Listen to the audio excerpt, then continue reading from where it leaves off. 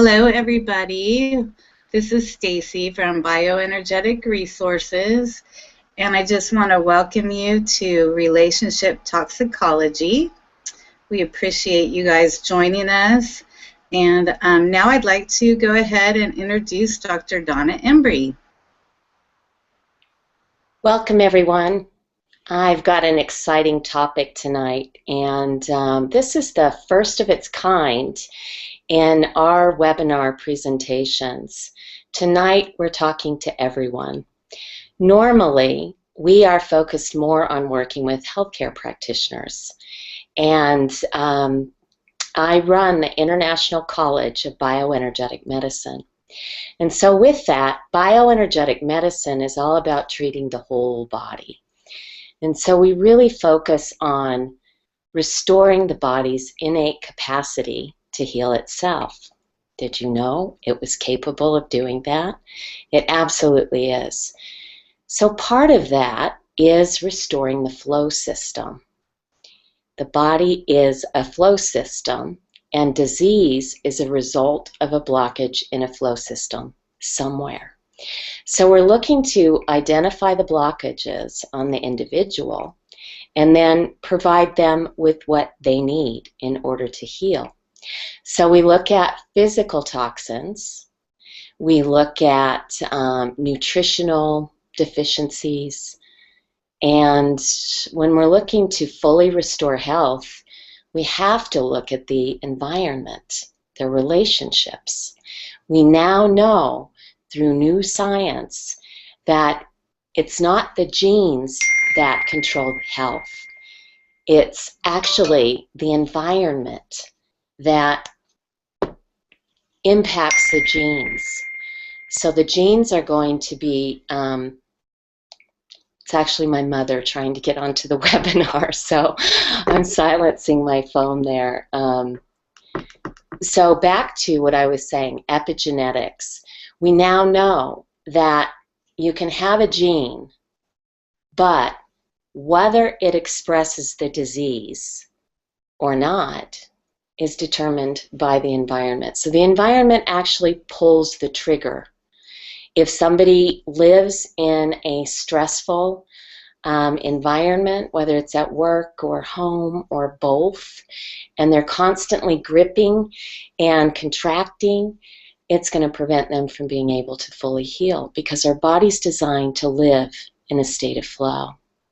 So I really wanted to offer this PowerPoint presentation, this webinar on relationship toxicology, because it's at the core of the disease process, and I wanted to make it easy to get the information out. So without further ado, I'm going to share my desktop, and can you see that? I'm going to assume yes unless you say no, Stacy. So welcome to Relationship Toxicology. Before I get into relationship toxicology, I want to talk about this German model of medicine. It is called homotoxicology.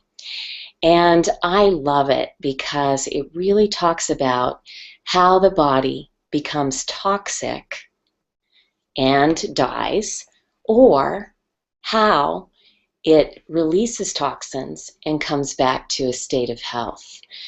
So I'm going to start out by sharing the top of a chart that I share with our doctors, just to help them understand that the development of disease is a process that works out over time.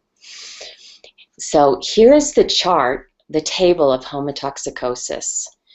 And what you'll see here is at the top we've got these arrows. And this arrow is pointing towards disease, and this one is coming back towards health. The main thing I want to show you today is the process that works out over time. So the body is a flow system. Toxins come in, toxins go out. And what happens is that if a toxin gets stuck, the body creates pressure. It creates pressure to try to move the toxin out of the body. Nothing happens without pressure. This is very important because that principle works out in every area of our lives. So if we look at the reaction phase using pressure, this is where people are going to get symptoms. Mucus, swelling, fever, all of that is simply the body trying to return to a state of health. But what do? We are conditioned to stop that symptom, but it doesn't address the underlying problem when we stop it. So what ends up happening is, because the body couldn't use the fever that it was evoking to eliminate the toxin, then what happened was the toxin the body was trying to eliminate actually gets deposited somewhere.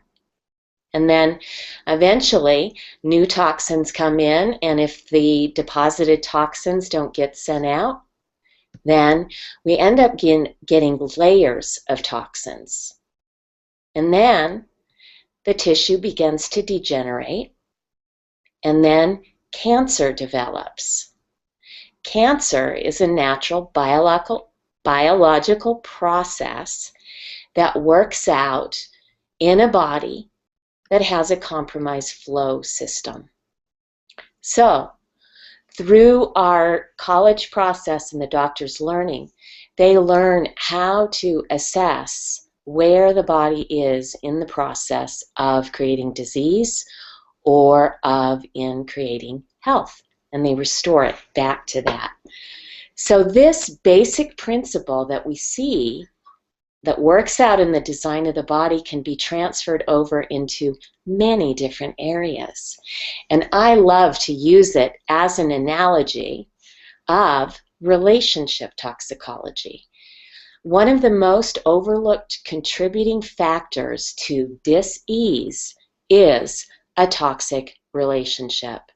Now, when I say that, you know what I mean. You feel it to the core of your bones. When you come into contact with someone that just doesn't flow, they rub you the wrong way, or they've done something in the past that hasn't been resolved. Maybe they treat you miss poorly. They talk down to you. They're condescending. Whatever it is, you can feel it to the core of your being.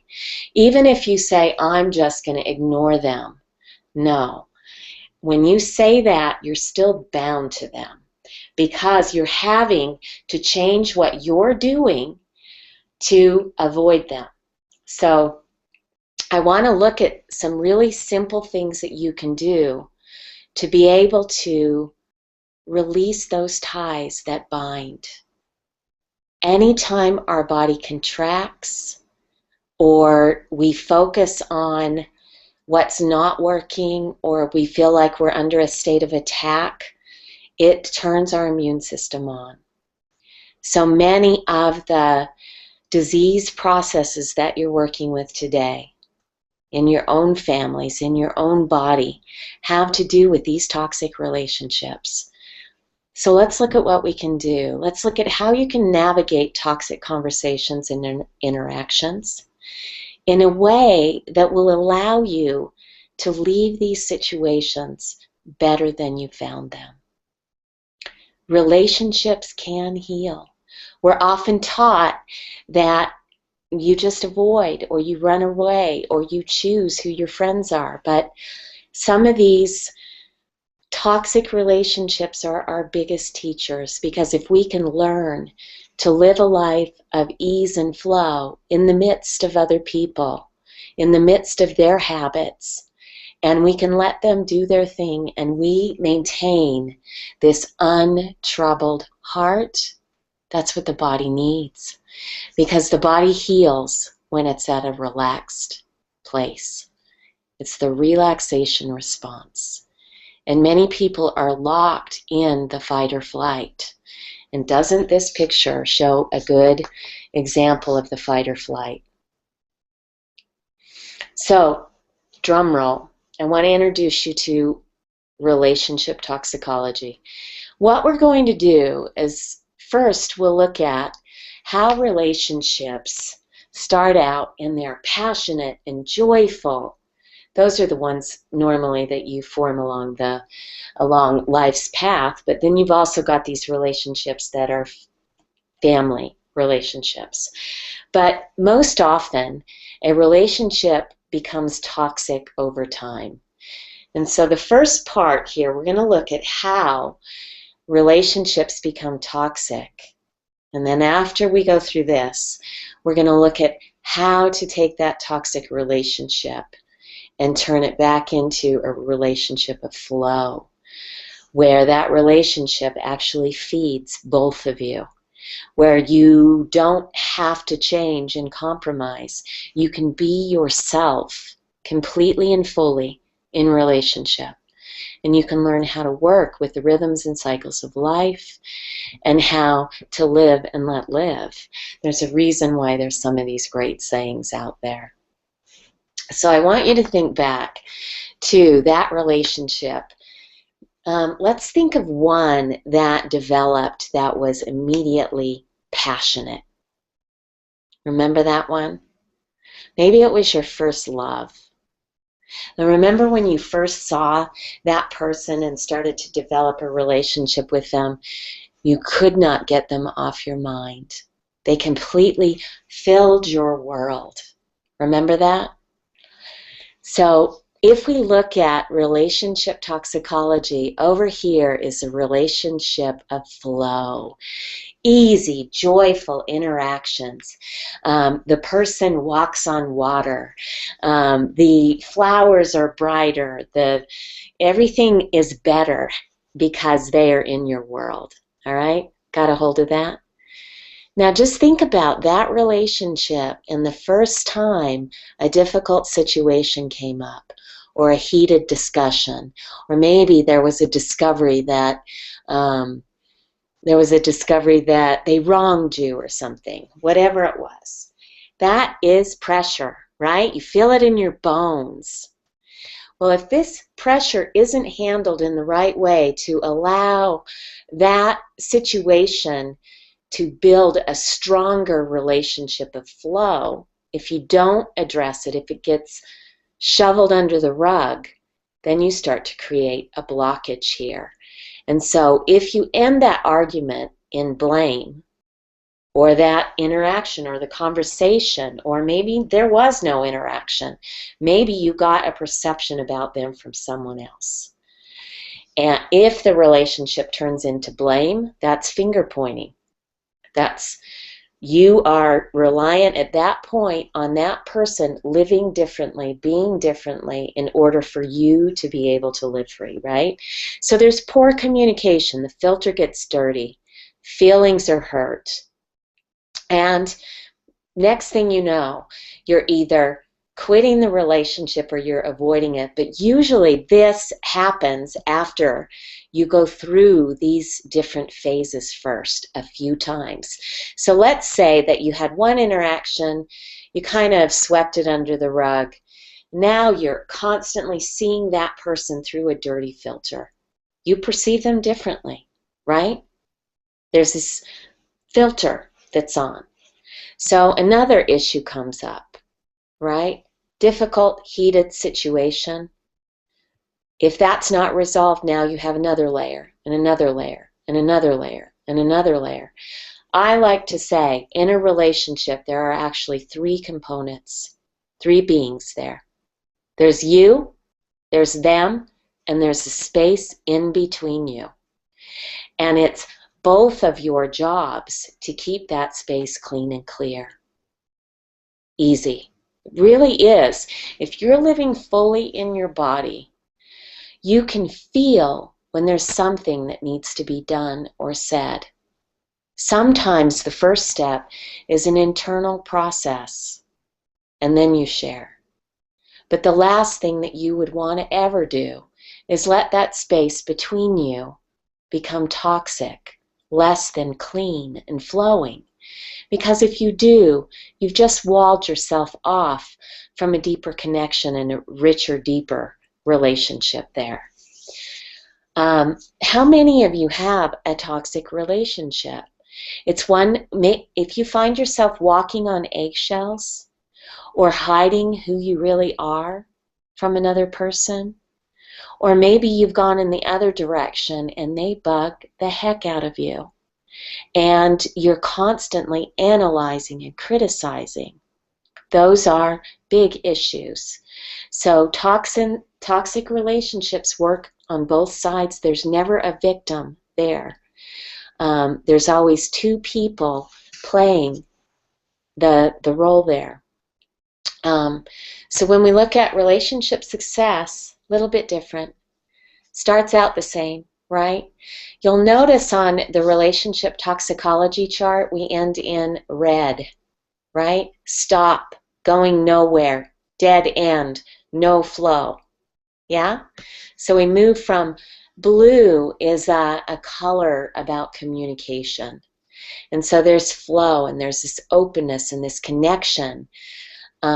Yellow, caution, caution, pressures come on, right? Here we end up red. In relationship success, we've got blue, right? Difficult situation comes up, right? So these are the same. This is a natural part of life. Joyful interactions and then difference of opinion, different perception, butting heads. What you do in that moment determines what happens next, how you handle that situation. So if you learn to live more fully in your body, then you're able to stay connected to your own feelings and perceptions. And you begin to be curious about the other individual's perception. We're never going to see the things same. Never, ever, ever. And so part of expanding your vision is learning about other people's perceptions. So we're often taught that we have to get along, we have to compromise, that person's difficult. If we really begin to realize that we're designed to live free and full, and to do what we want, to have the relationships of our dreams, to be able to get full enough so that it oozes out every pore and blesses those around us. That's what we're really looking at with relationship success. So when we look at this, in this situation, rather than blaming, we are listening.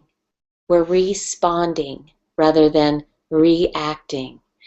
So what I love to do when a difficult situation comes up, I listen to my body and I say to the other person, this just doesn't feel good right now, and I care so much about our relationship, and I want it to feel good. I want our interactions to feel good. And I am really wanting to do my part to let that happen. Can you feel that?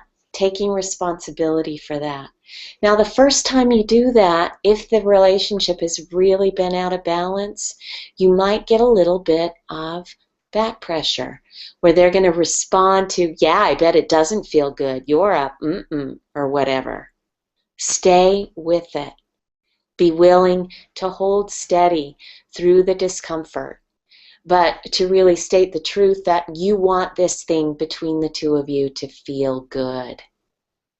And so part of that, I like to bring in a listening stick. And I know this can seem preschoolish, but when you've got a heated relationship, we are conditioned to listen long enough to think about what we want to say. And then we tune the other person out.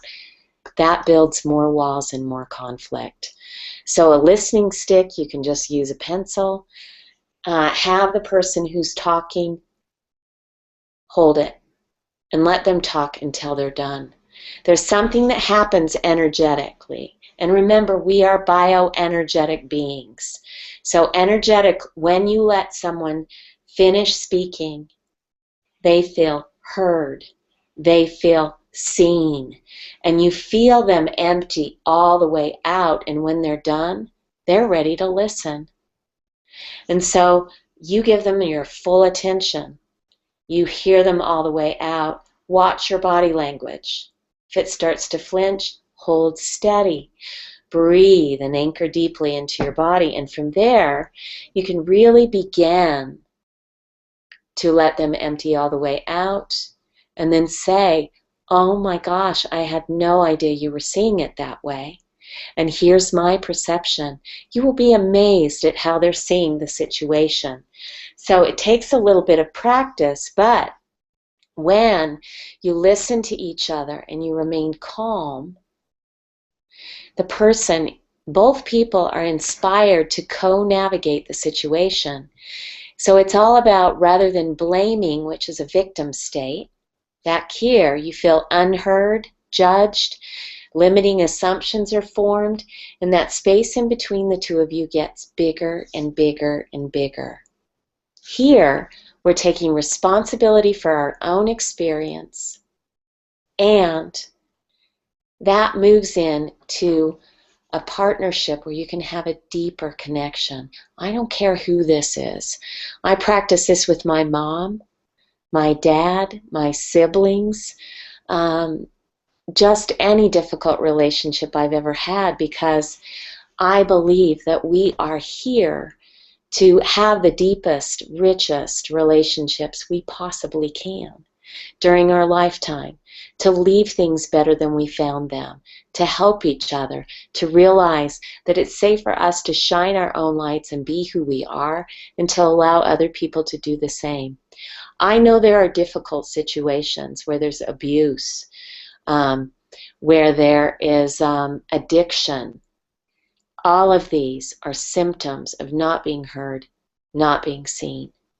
And we play the other side of it. So there's so much that can be done here. And if you're working with a bioenergetic practitioner that has been through the International College of Bioenergetic Medicine, they're trained to help you with this. They're going to be focused on your own body, your own process, and also being able to help to balance out your brain chemistry if it's needed. So many of us, because of all of the chemicals that we're ingesting and inhaling, we've got a lot of toxins, and because our brain is an energetic organ, it's going to short circuit when there's lots of metal and chemical toxicity. So we work on the whole body, and relationship toxicology is a piece to that. There's simple keys to restoring flow in any relationship. We've explored some options for handling difficult situations, and I'm going to go ahead and give you guys a copy of this chart as well. I think it's helpful to have it in front of you, don't you? This can help to release any negative ties that bind you. And as you begin to take more responsibility for your own experience and you allow others to do the same, then when it doesn't feel good, there's something you need to do. And as you start to release that, you begin to see the blind spots, which are attached to these little buttons that people can push, right? Those buttons are created to keep you locked up in reaction, where you will always be in the victim seat. You will always be out of place, not having enough resources, not being heard, not being seen. The truth is, when we do start to live more fully in our bodies, and many of you live your life in your head, I want you to just take a moment and tell me, can you feel your feet? What about the tip of your pinky toe? How does the root of your spine feel? If, as I'm talking about this, you had to reconnect to that as I was speaking, you're not living fully in your body. And so we've got a little bit of work to do, because that is a symptom of disease. And you'll find that many of your physical symptoms that you have right now will naturally begin to go away as you live more fully in your body. And if you need more support with that, you've got bioenergetic practitioners that can help you. We want to create these partnerships. So you and your practitioner, you and your spouse, you and your children, all of that. We're really looking to restore connection and approval. So the practitioners that I've been mentoring over the last 10 years have needed more support in this area. And one of my favorite things to do, I've done this with practitioners for the last 10 years and for patients many, many, many years before that. One of my biggest goals is helping them to live more fully in their body. So I'm going to start to do a free podcast. So we are going to talk a little bit more about that. Stacy, are you still with me? Yes, I am. Okay. So I wanted to share this relationship toxicology basic piece here for you to use in your own home at your own pace. Like I said, we'll give you the handout with this. You'll be able to download it along with this webinar. And then going forward, as you start to utilize some of the basic principles that were outlined today in your life, see where you need some help. And we're here for you. You can have the relationships of your dreams. You can take a toxic relationship where you're looking at maybe ending it, or you're spending very little time with that person, and you can restore that relationship. There is hope. So the podcast will be designed for those of you that need a little bit more support getting anchored into your body so that you're more in touch with what your body's telling you. Okay? Your body communicates with you through your heart, your body, and then your mind is a tool to navigate with the heart and the body. It's not designed to run the show, and many of you are letting your minds do that. Our minds are a tool that need training. So you've got the self-active mind, that one that constantly is beating you up, saying you're not enough, you're not good enough, you don't have enough money, blah, blah, blah, blah, blah, blah, blah, blah. That is not the real you. That's the programming you got when you were a young child. We are from birth to age 7 programmed. We're downloading the thoughts and feelings of everyone around us. And that is what runs the show 95% of the time as you grow up, unless you learn to take that initial programming and use it to your benefit. So you grow from there. You hear those voices, but you begin to pay more attention to that small, still voice inside, which is the voice of love, unconditional love, that will never guide you wrong.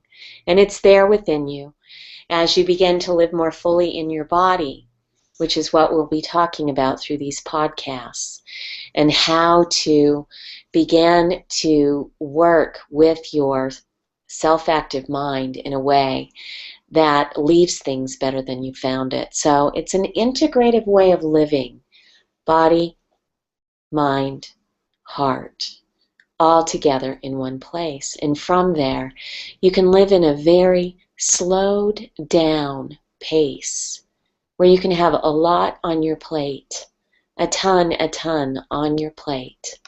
And you know that you have everything that you need to navigate your life, that all of your needs will be met. You know how I know this? It's because in the present moment is where you access those resources.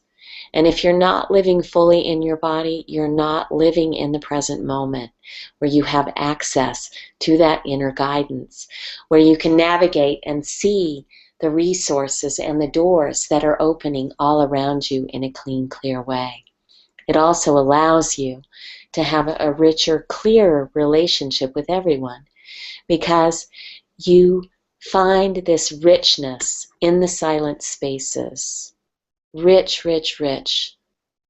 So much information in those silent spaces. And as we breathe deeply, our breath, breathing in and breathing out fully, is what brings us to the present moment. It will slow things down so you can begin to see the way that things fit together beautifully when to relax and when to act, when to speak and when not to. You also begin to hear things in the silent spaces. You'll notice that when people talk, when they stop and they pause to take a breath, that they're still communicating with you, and you would never interrupt that silent space. This is the art of living unconditionally. So I thank you so much for joining us today. And as this session ends, you will be redirected to sign up for our free podcast that will begin the second week of January. So if you're at all interested, just put your information in there and we'll keep you in the loop. Enjoy. So nice meeting with you. Thank you. Thank you, Donna. And for everyone that's on the line, just wait a few minutes before you drop off. I'm going to go ahead and redirect you to our podcast page. It's definitely going to be well worth it for anyone who just wants to understand how to be free to be yourself in this world of expectations and judgments and really have those deep connections with others. This podcast will be amazing. So thanks for joining us. Yeah, thank you, Stacy. And Stacy has been through the process, so she's bearing witness to the benefits of it. And if you would like to chat more, you can contact her through our company at bioenergeticresources.com. Thank you. Thanks, everybody.